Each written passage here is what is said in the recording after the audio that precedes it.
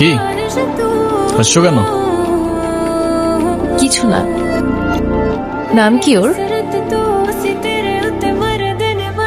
মৌগলি, ওরফ আমার একমাত্র বিশ্বস্ত বন্ধু।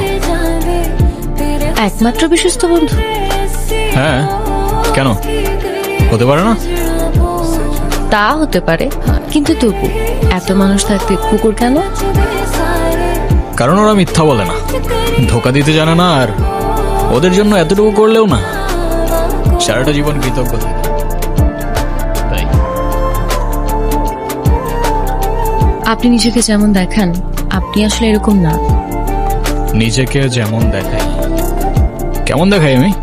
এই যে সব সময় রুট থাকেন, মনে হয় নিজেকেই নিজের থেকে লুকিয়ে রাখছেন।